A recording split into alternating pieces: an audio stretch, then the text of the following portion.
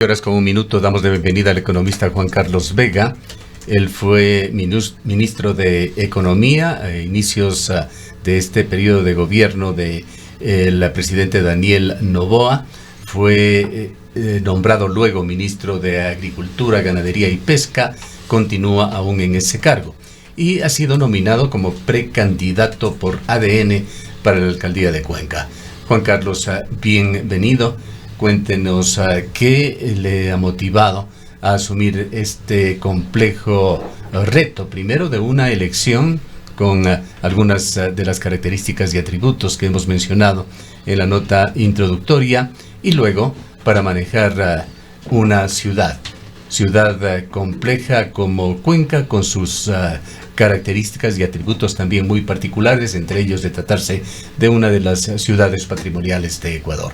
Le damos la bienvenida. Muchísimas gracias, Gustavo. Qué gusto estar aquí otra vez en Antena 1. Me acuerdo que apenas salí de la cartera de Economía y Finanzas y tuvimos un muy buen diálogo ese día. Bueno, la motivación principal es que yo traigo sobre la mesa, yo nunca he sido político, a diferencia de toda esa cantidad de candidatos que mencionaron, lo cual trae creo que varias ventajas a una ciudad como Cuenca.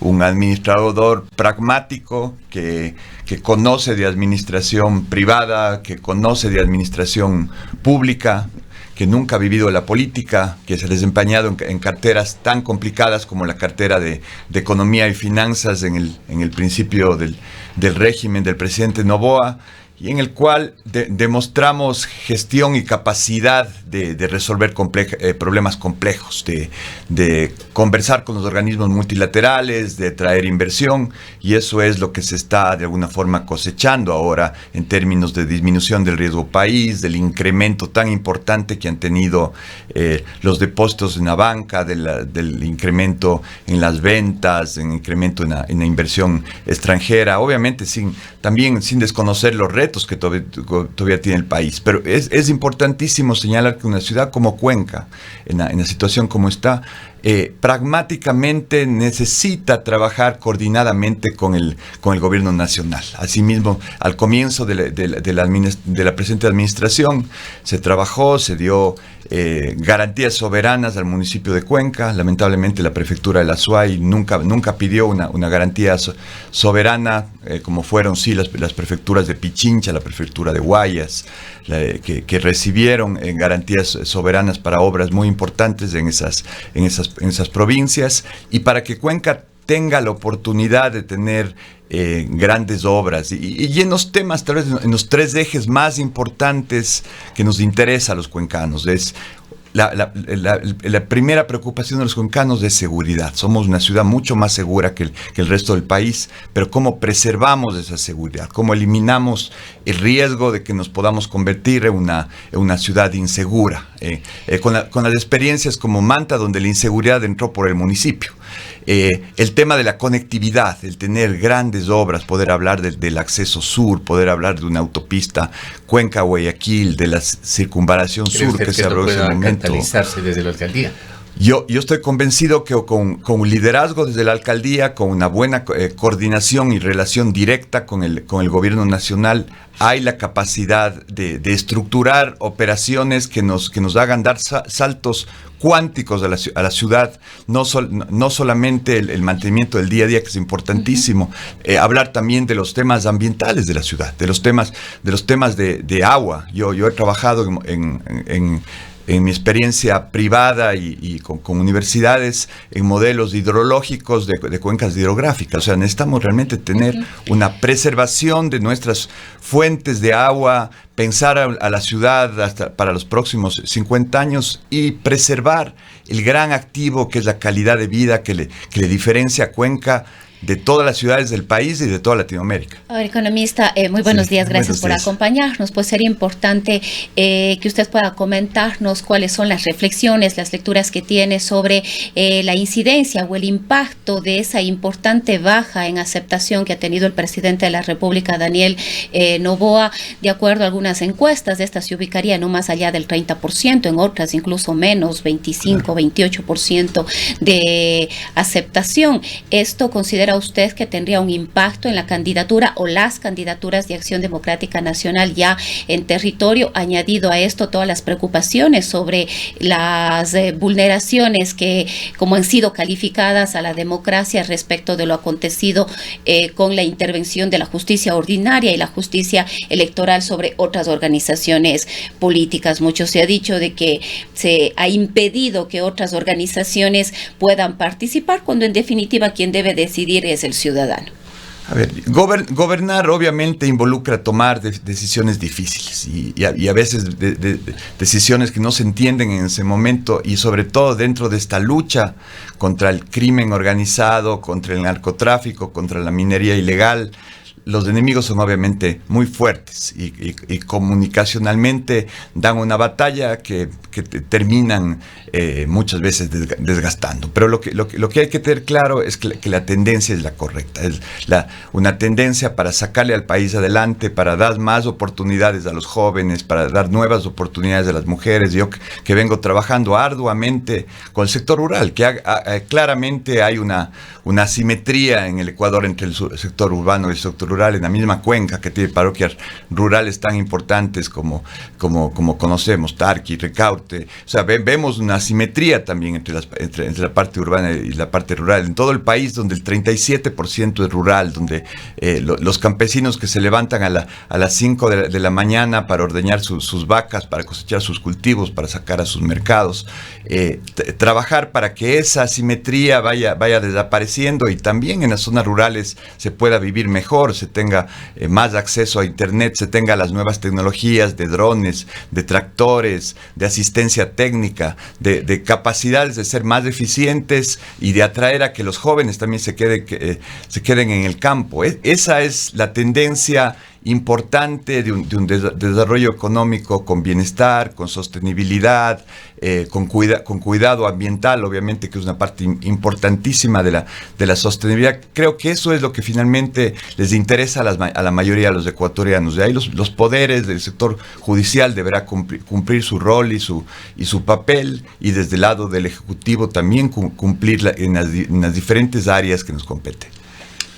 Sobre lo que le preguntaba de esa caída en encuestas de Daniel Noboa, el presidente, ¿a qué le atribuye?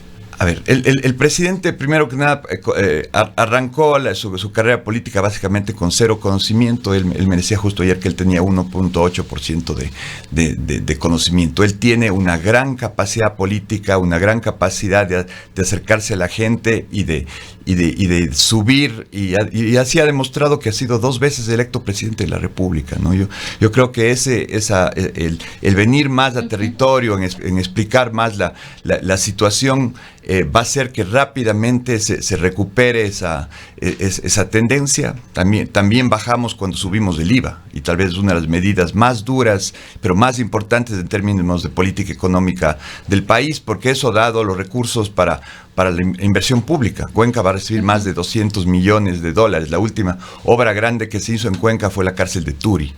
Los intercambiadores, la intervención en la cuenca Molleturo Naranjal actualmente, el nuevo contrato que se va a hacer también en la Girón Pasaje, esos son obras de inversión pública históricas para Cuenca.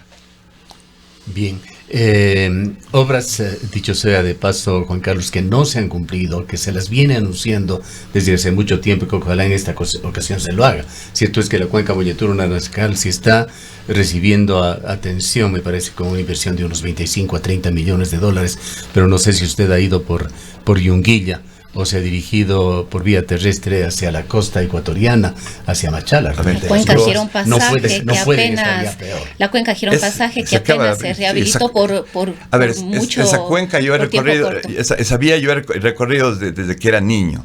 Tenemos una propiedad de la familia justo 18 kilómetros antes del Pasaje. Conozco las dificultades que siempre ha tenido esa vía, las fallas geológicas. Entiendo que hay fallas de trazo. Ahorita se terminó con un esfuerzo muy grande de abrir la vía, y se está por anunciar ya el contrato de $53 millones que ya se encuentra financiado para tener una intervención más grande y una estabilización de esa vía, para que no tengamos que cada 2 o 3 semanas se caen los taludes de la vía, se cierra el Pachamama. ¿Tiene certeza sobre esa asignación? Sí, esa asignación es un tema de un financiamiento que yo firmé cuando fui ministro de Finanzas, y está disponible para que eso se intervenga de esa forma.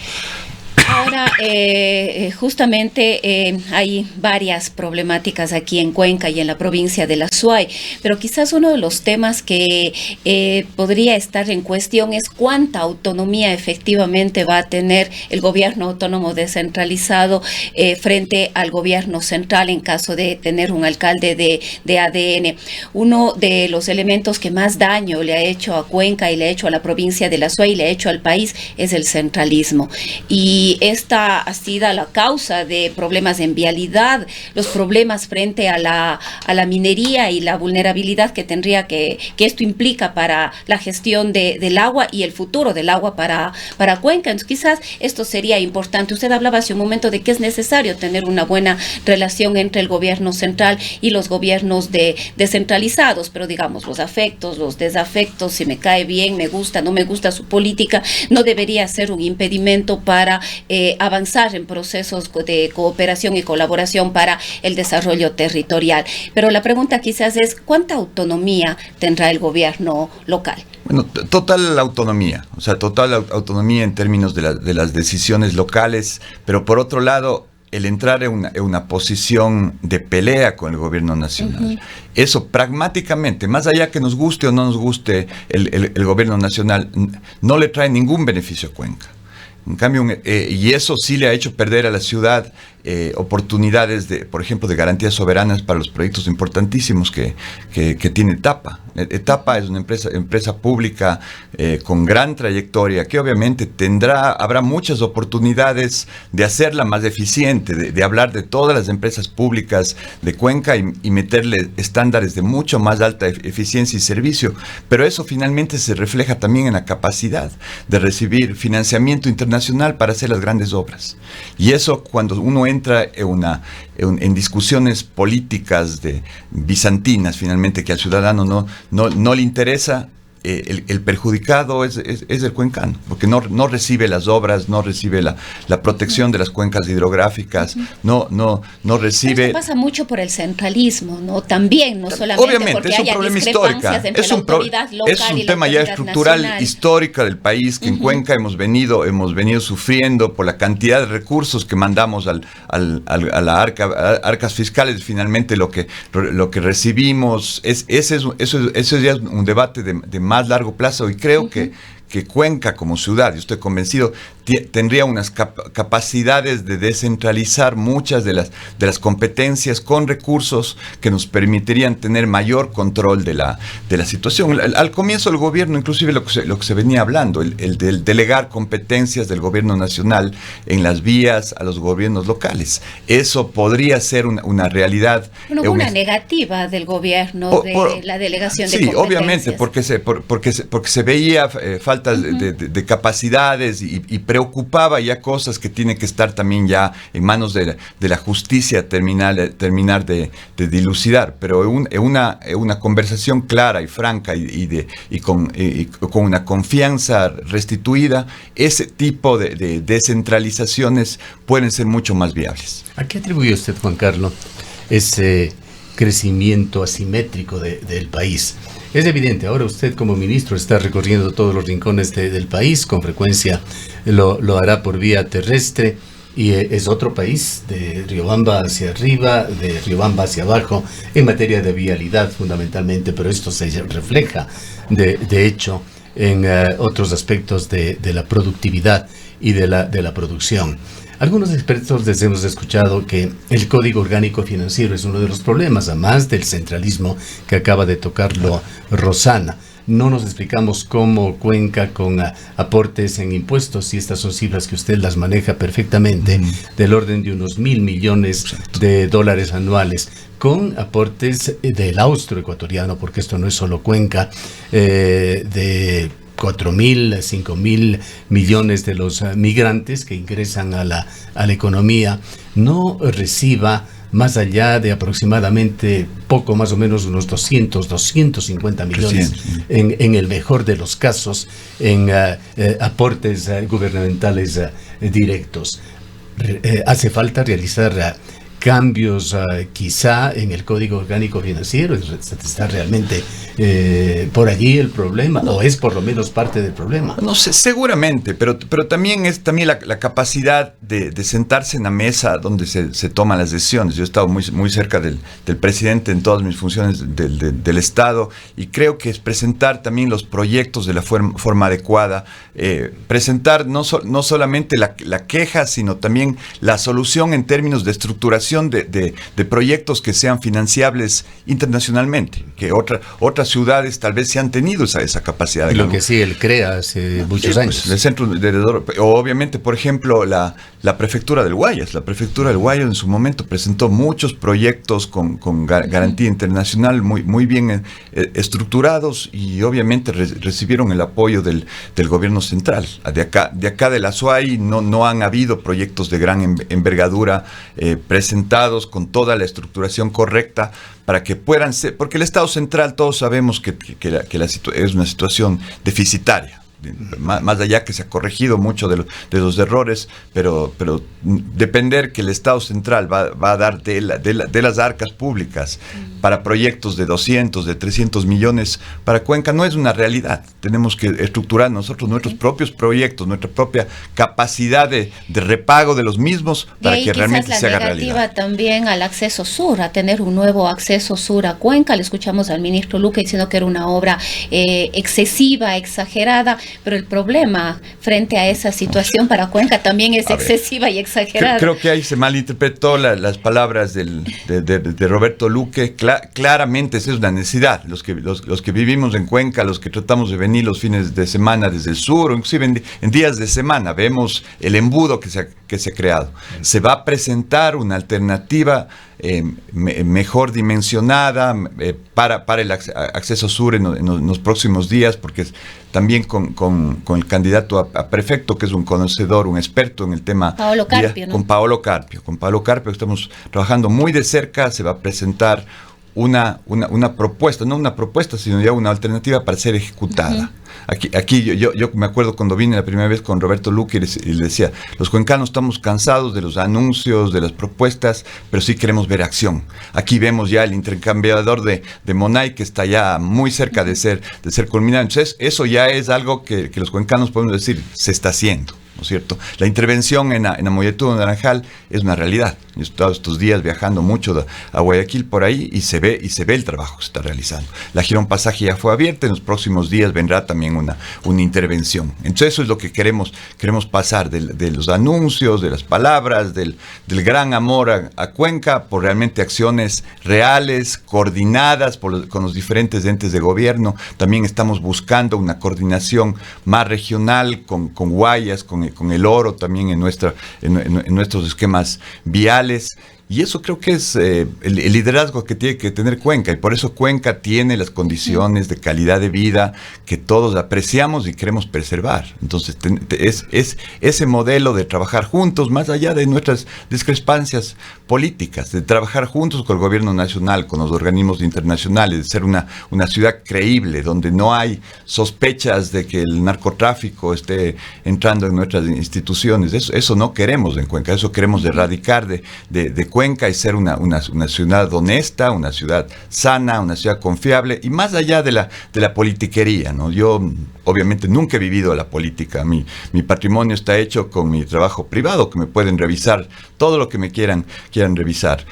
No soy político profesional ni pretendo ser. Quiero ser un administrador eficiente que traiga a Cuenca mis capacidades de estudios en otros países, de trabajo en otras áreas del mundo, para ponerle al servicio de Cuenca para preservar y mejorar la conectividad y las oportunidades económicas. Cuenca tiene que volver a ser una ciudad que da oportunidades económicas a los jóvenes y que no tengan que estar yéndose a fuera del país o a Quito. Veo muchísimos chicos cuencanos buscando oportunidades. Muy bien preparados. Y muy bien preparados. Tenemos, o sea, la fortaleza principal de Cuenca, como todos sabemos, no es que estamos cerca de un puerto, de una gran área productiva, de los centros de consumo, sino es nuestra gente, el capital humano que nos ha hecho que tengamos una de las empresas de línea blanca que exporta a 22 países, manufacturando en Cuenca, con todo en contra.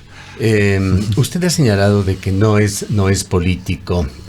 ¿Va a mantener usted ese atributo, esa característica? Los políticos se los considera hoy en día un mal necesario, cuando si vamos a los conceptos de la política, no son sino servicio, y ojalá servicio público honesto, pero esto está muy tergiversado en Ecuador, y usted, si no está allá, va a introducirse en un verdadero caldero de la política en estas elecciones que se darán que tocará tomar en la administración serán de hecho políticas. Sin duda. Hay que rescatar la buena política, o sea, yo estoy consciente de eso, yo tal vez es una debilidad mía, pero también traigo sobre la mesa una fortaleza que no estoy metido en esa politiquería y en ese interés de ahora ser prefecto, luego ser alcalde, luego ser asambleísta, o sea, ese no es mi motivación en la vida. He entrado al servicio público a mojarme el poncho y porque antes era muy fácil. Yo cuando estaba aquí en el directorio de la Cámara de Industrias, era decir, se debería hacer esto, se debería hacer el otro, o sea, criticar desde fuera y dar ideas maravillosas es fácil. Con ese pragmatismo, ¿cómo vio usted la alcaldía de Cristian Zamora? Es necesario hablar de él porque continúa siendo una sombra y seguirá en estas elecciones. ¿Qué impacto cree? ¿Cómo reaccionará la ciudadanía? ¿O está reaccionando? Pues usted estará ya con contactos ciudadanos, sin duda, en la configuración del voto cuencano. Por otra parte, ¿qué diferencia su candidatura de las otras 10 opciones que hay al momento como precandidatos en esta disputa? Están por allí 2 exalcaldes, Palacios y Cabrera, 2 exprefectos, Lloret y Yacu Pérez. ¿Qué le hacen a usted diferente, además atractivo desde el punto de vista político electoral, para que la gente la apoye con el voto? Yo de nuevo creo que mi principal diferencia es que mi experiencia viene del servicio privado, básicamente, también con una experiencia muy importante en carteras de Estado muy relevantes, en administración pública, en conocimiento de la estructuración de financiamiento internacional. Eso creo que me diferencia fundamentalmente de los otros candidatos. Lo que usted, la administración del alcalde Cristian Zamora, seguramente tiene cosas buenas y cosas malas, como todas las acciones humanas. Y las cosas buenas habrá que potencializarles y continuarles, y las cosas malas, todas estas denuncias, este halo no tan claro de las cosas, estas broncas constantes con diferentes entes, no solo del gobierno nacional, dentro del mismo consejo. O sea, un ambiente de bronca que no es constructivo ni ayuda a mejorar la situación de vida y el bienestar de los cuencanos, que es lo que todos buscamos.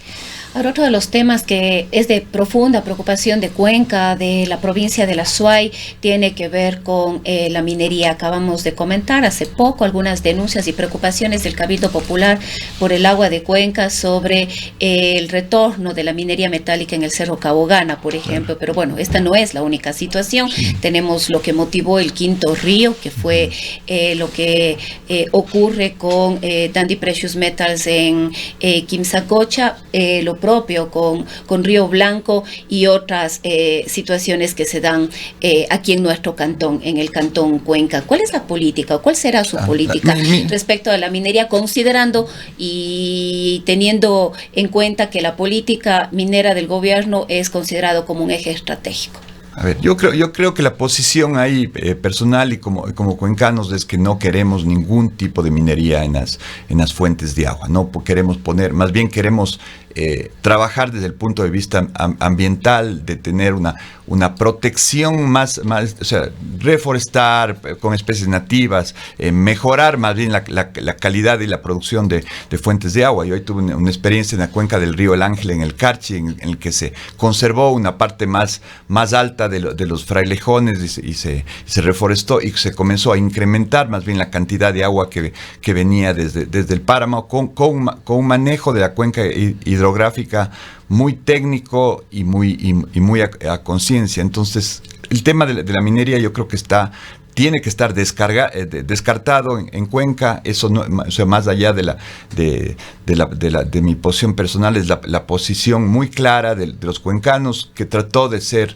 liderada por diferentes entes políticos, pero que finalmente fue una posición ciudadana de Cuenca. No fue nada más allá de eso, porque algunos de los políticos que trataban de liderar esas marchas se les había visto antes entregando las concesiones de las fuentes de agua, ¿no es cierto? Entonces no era muy coherente con esa posición clara. Ahí estaban muchos de mis conocidos, de mis familiares, les vi desfilando. Ahí hay una posición clara. O sea, en Cuenca el agua es un activo que no se toca, que no se destruye, y más bien lo que queremos es mejorar la capacidad de nuestras fuentes de agua de seguir generando agua para sostener el crecimiento futuro de la ciudad.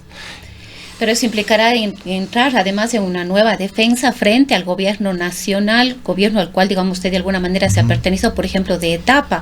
Se ha intentado desconocer el trabajo de Etapa, los informes de la empresa municipal Etapa, y todavía no hay una respuesta quizás definitiva sobre Quimsacocha. Ha habido pedidos, ha habido avances, pero eso ha generado todavía incertidumbre sobre el futuro de la minería en esta zona. O sea, hay que salir del conflicto, entrar a la coordinación y terminar de cerrar todas esas posiciones. Obviamente para los cuencanos de Etapa, para nosotros es una empresa emblemática que ha tenido momentos mejores y momentos peores, pero finalmente como empresa pública es un modelo para el país.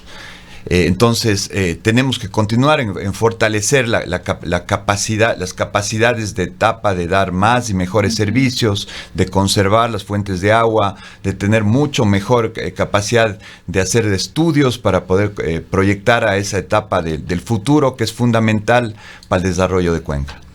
Aprovechando la coyuntura nacional, en su calidad de exministro y actual ministro de Agricultura, ¿cómo ve usted, qué de positivo, qué de negativo tiene el Tratado de Libre Comercio TLC que se firmará el día de hoy en Ottawa con Canadá? Hay también allí aspectos muy positivos. Se entiende que el 99% de los productos exportables de Ecuador podrán acceder a ese mercado de unos 40 millones de personas, pero hay preocupación también por los temas medioambientales, los temas mineros. Canadá es uno de los países que tienen esa característica de ser los mejores promotores de proyectos mineros. Digo promotores porque los desarrollan hasta una cierta etapa y los venden para la explotación. Aquí en Ecuador ha sucedido estos traspasos con empresas chinas. Háblenos de este proyecto, así como también los efectos que tendría sobre su campo actualmente, la agricultura ecuatoriana. Recordemos también que recientemente se firmó el Acuerdo de Comercio Recíproco, ART, con los Estados Unidos. Se elevaron voces de preocupación en cuanto a competencias que podrían ser nocivas para la agricultura ecuatoriana. A ver, muy importante ese acuerdo comercial, que también está siendo liderado por un embajador cuencano, ¿no? En Canadá, como por Esteban Crespo.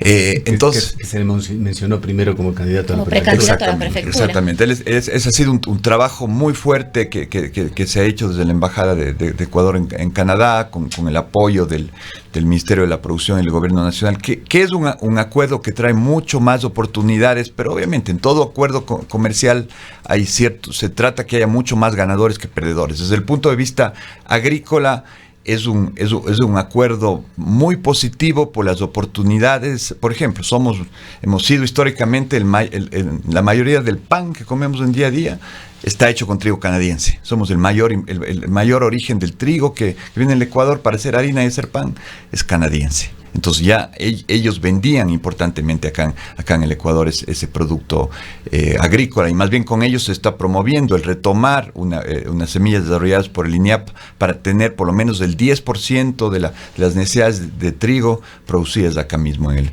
el Ecuador. En términos de todas las frutas tropicales, banano, pitahaya, cacao, café, es obviamente un gran mercado y una gran oportunidad que se nos abra el poder exportar a Canadá.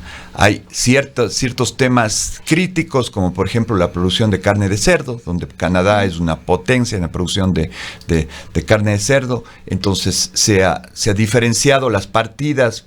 Un detalle ahí es que, por ejemplo, somos deficitarios en cuero y grasa de cerdo, que no producimos lo suficiente. Entonces un mercado alternativo son las partidas que se pueden traer desde Canadá. En general es un acuerdo muy bien negociado, con plazos de degradación en los sectores que pueden traer sensibilidades en el país, pero en general somos economías muy complementarias al estar en dimensiones muy diferentes. Y quizás eso es lo que preocupa un poco, y esa ha sido una serie de observaciones que se han dado, incluso de expertos, de exministros, de los acuerdos con los Estados Unidos, de este acuerdo con los Estados Unidos, de que es muy inequitativo y que realmente no responde a las verdaderas necesidades del país, y que más bien Ecuador se ve de alguna manera perjudicado. A ver, igual con Estados Unidos, somos claramente nuestro mercado natural de exportación, al ser este maravilloso país que tenemos esa combinación de suelos, de luz y de agua, que somos superavitarios en producción de alimentos. En el banano no nos comemos menos del 10% de lo que producimos, el resto exportamos, y así en diferentes cadenas productivas tenemos unas condiciones de climas, de suelos, y eso hace que entrar a mercados tan importantes como los Estados Unidos, que somos el único país de la región que no tiene acuerdo comercial con Estados Unidos, donde nuestro brócoli, nuestro atún, nuestras flores todavía siguen pagando aranceles, a diferencia de lo que pasa en Colombia o en Perú. Estamos desgraciadamente ya sobre el tiempo, usted y nosotros. Sí. Quisiera dejarle con una última pregunta. Claro. ¿Cuál es la principal transformación que quisiera dejar usted en Cuenca al finalizar su periodo? ¿Qué huella quisiera dejar en esos años 2027-2031 en los que aspira usted estar en la alcaldía de Cuenca? A ver, yo aspiro a dejar alguna gran obra, como podría ser la autopista Guayaquil. El tema, obviamente, de la conectividad aérea también es fundamental para Cuenca. El seguir los estudios del nuevo aeropuerto. Me parece que trabajar conjuntamente con las otras provincias en la posibilidad de tener un aeropuerto en Taura sería una ventaja que impactaría a 5 millones de ecuatorianos que vivimos en Machala, Taura, en Cuenca, y por favor, Guayas. No daular. Sí, pues no, o sea, si quieren hacer daular, obviamente es daular, pero el enfoque de nuestras provincias tiene que ser el impulsar donde ya hay una pista aérea, donde hay condiciones, y estaría a 1 hora y media de Cuenca, ¿no es cierto? Un aeropuerto internacional de gran envergadura. Entonces, mi enfoque va a ser sí traer una gran obra con inversión, con financiamiento internacional, que de alguna forma transforme a Cuenca, y no solamente sean obras pequeñas de mantenimiento, que hay que seguirlas haciendo sin duda, pero sí que quisiera llevar el enfoque hacia una obra emblemática que caracterice a la administración. Bien. Queremos agradecerle mucho, siempre un placer estar con usted, Juan Carlos. Le agradecemos su presencia personal aquí, que nos facilita una mucho mejor, más efectiva comunicación. Totalmente. Yo encantado de estar aquí siempre, Gustavo, y estar presencialmente. La calidad de la comunicación y del diálogo creo que es mucho mejor. Le agradecemos muchísimo. Gracias, Gustavo. Han escuchado al economista Juan Carlos Vega, actual ministro de Agricultura, fue ministro de Economía con Daniel Noboa. Son las 8:34.